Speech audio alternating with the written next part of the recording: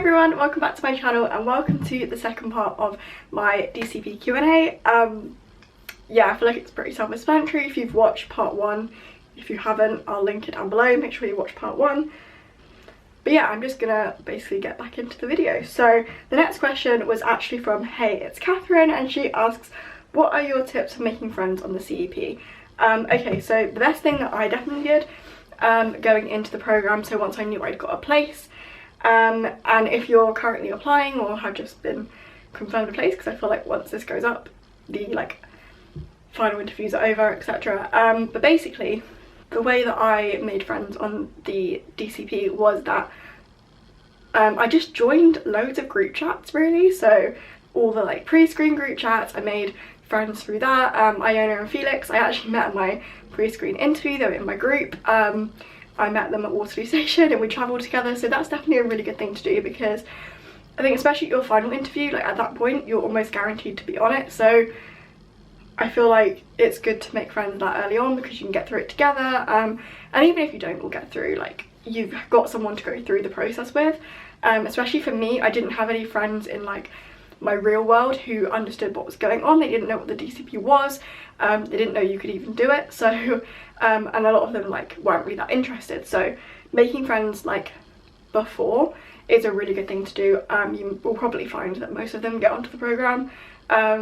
Luckily for me, both Iona and Felix did. Obviously Iona didn't end up doing the programme, but she was still out there, so I spent a lot of time with them. Then also, because of the housing situation, you can choose who you want to live with. Well, kind of, I think it differs every year, but basically when we did it, we could choose up to 5 people to live with, and I basically made friends with a group of girls honestly really quickly.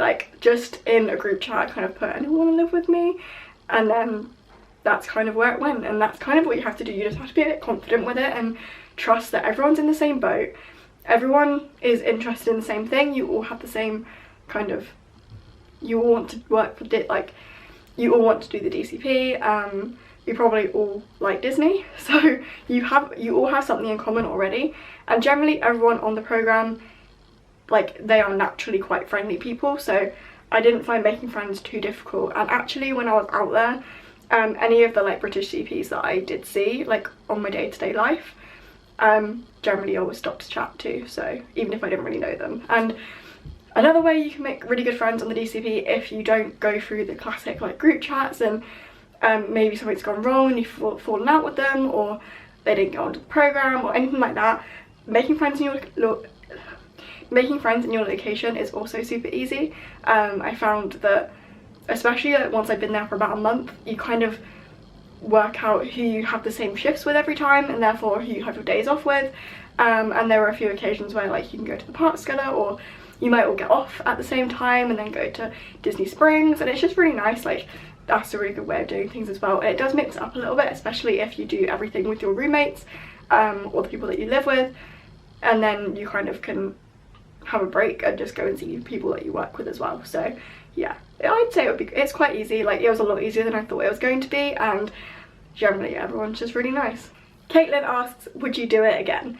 Okay, so this is something that I've been kind of thinking about for a while, basically since I got home.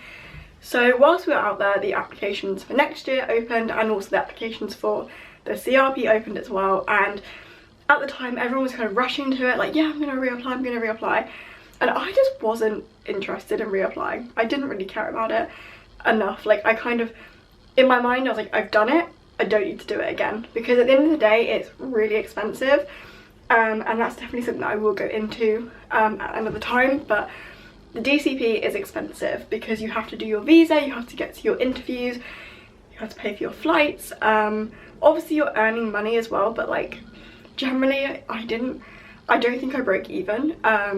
Some people do, some people don't, it just differs. But for me personally, at the time, I was very adamant that I wasn't going to do another programme. However, since I've been home and I've got over it, and I'm now kind of reminiscing rather than living in the situation, I kind of think that if someone turned around to me and said, we'll pay for you to go back to do another programme, would you do it? I'd probably say yes. A month ago I probably wouldn't have, but now I probably would say yes.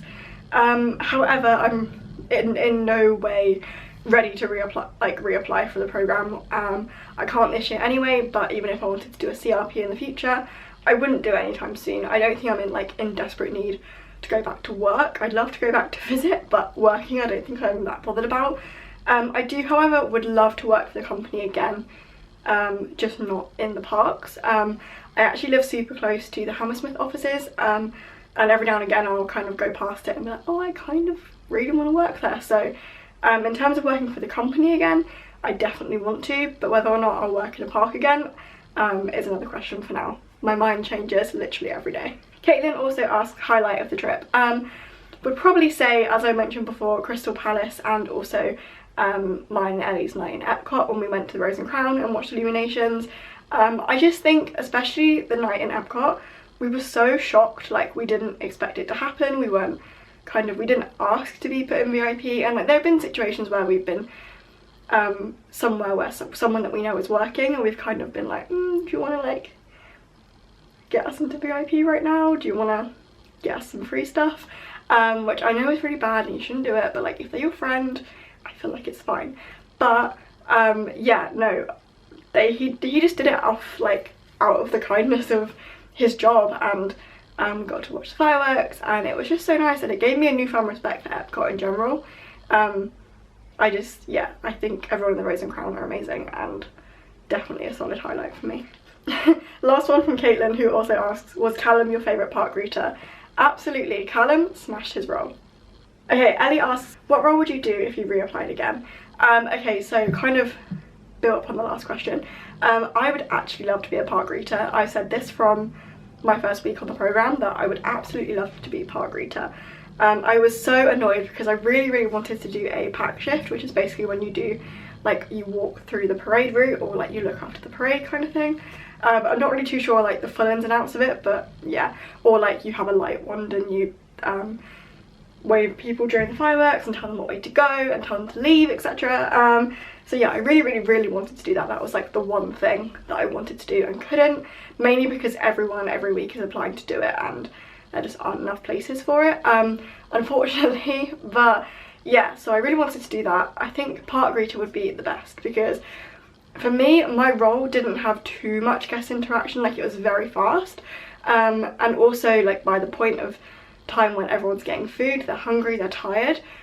Generally I served quite a lot of tired, grumpy guests, which isn't always a bad thing, but yeah, I feel like being a park greeter in Magic Kingdom especially would be so fun, because you can just kind of look after all the like happy kids when they come in for the first time, and for a lot of people it probably is their very first time in the park and you're the first cast member that they meet. So yeah, I feel like that would be really fun. I also think if I had to do quick service again, I'd love to do quick service in a resort. My roommate Tilly actually did quick service in Port Orleans, and I think the good thing about it is you get close to the guests because you meet the same people probably every night for 2 weeks. Like a lot of people that are staying there on holiday, and they come in for breakfast every morning and they come in for dinner every night, and you just get to see the same faces and like make good connections with guests, which is definitely something that I lacked on with my program and would love to do.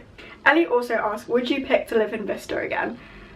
Yes, honestly. I mean, I'm not really bothered when it came to Disney housing. Like, I wasn't fussed what housing I was in.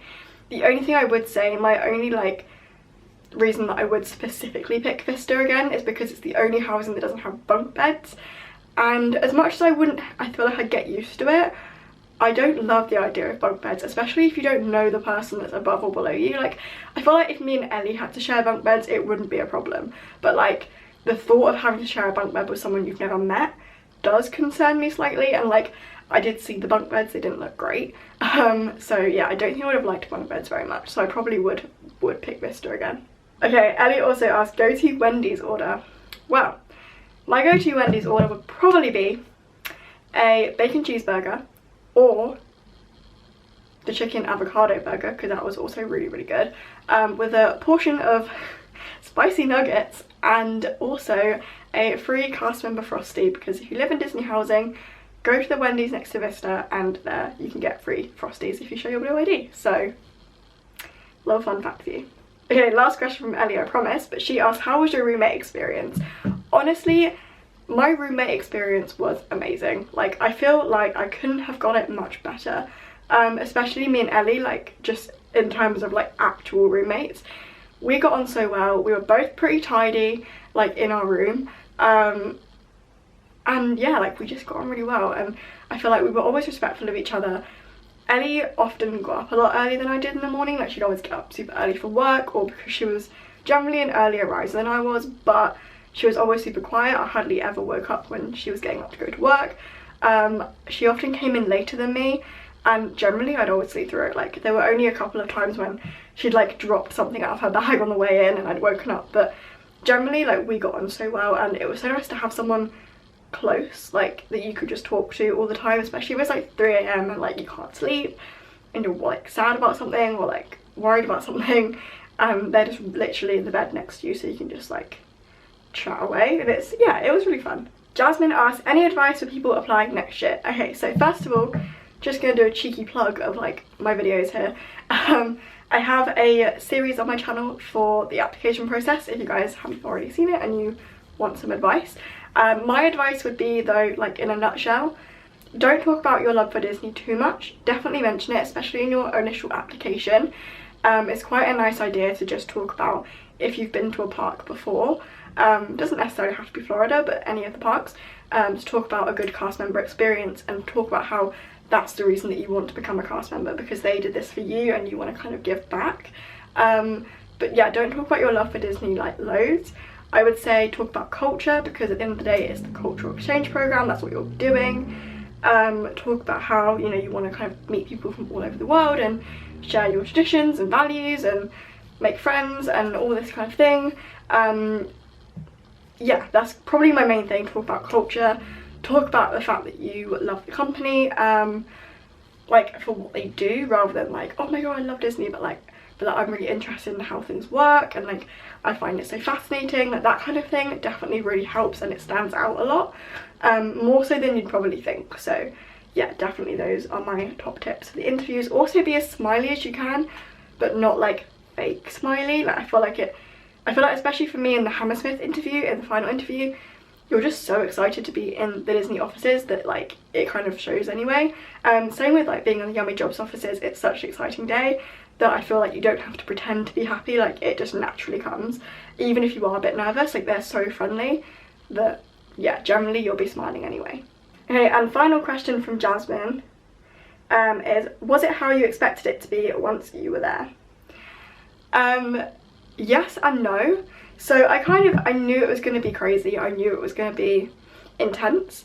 The one thing that I wasn't expecting was the divide in cast members, and again, this is not something I'm going to talk about too much because I'm not sure how much of a touchy subject it really is. All I'm going to say is there are a lot of cast members who do not a lot, and generally the like coordinators and leaders let it slide. But the minute that someone else does not a lot, they don't let it slide, and it's just a bit like, I don't know, the way that the coordinators and leaders run things definitely surprised me, and the way that hierarchy works. But generally as a whole, nothing surprised me too much. Like nothing surprised me enough to be like, oh my god, this wasn't what I signed up for. Like I knew I'd be working long hours, I knew that I'd be tired all the time, I knew that I probably wouldn't be in the parks as much as I thought I was going to be. So yeah, I feel like I wasn't too surprised.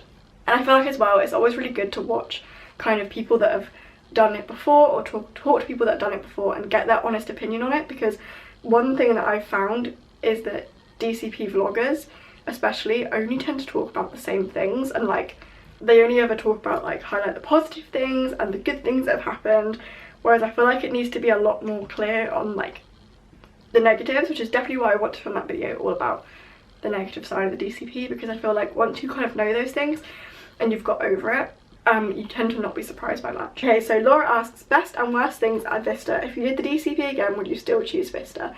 So as I mentioned, yes, I probably would choose Vista. The best thing was definitely that they had no bunk beds. They're also currently in the process of renovating most of them, so ours was like half renovated, I think. Turns out it was due to a fire from a party, as to why ours is half renovated, but I mean, fun facts and all that. Yeah, Vista was definitely a good time. The best things about it, yeah, definitely the fact there's no bunk beds. I don't know if I could have really handled bunk beds. The other good thing about Bicester definitely has to be the buses. We have like a central bus hub, so you don't have to leave the complex, you don't have to go very far to get to the buses, and generally they definitely used to be the first stop for a lot of the routes, which meant that you always got a seat. Annoyingly, they're normally the last home, but actually from Springs, it's the quickest bus back. So yeah, the buses are also quite good from Bicester. But yeah, those are definitely the best things. The worst things?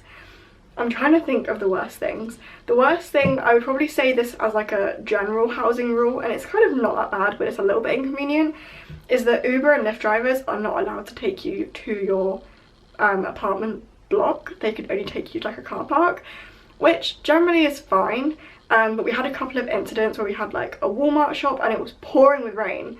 And by the time we got back to the apartment, we were soaked, our bags were broken, like especially the first shop we did, it was pouring, and all our bedding got soaked. So I feel like in those situations, Uber drivers and Lyfts should be allowed to stop at your apartments.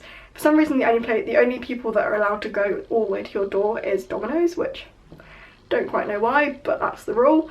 Yeah, I would probably say that's probably the only negative.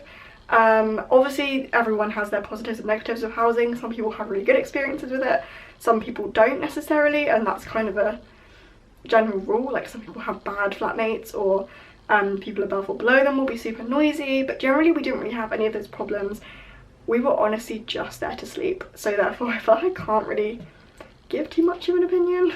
Laura asked, how easy was it to get to all the parks / Springs? How long did it take? So I believe Animal Kingdom was the furthest away. Animal Kingdom was a bit of a pain to get to from Disney housing, just because it stops at loads of different locations. That was probably the worst one. We generally, if we wanted to be at Animal Kingdom early in the morning, we'd get a lift, just because it's so much quicker. Same with Magic Kingdom. It's quite far, like it takes about 40 minutes, maybe not quite, like half an hour. It's not awful, like the buses are pretty frequent, so I wouldn't worry too much about like timings.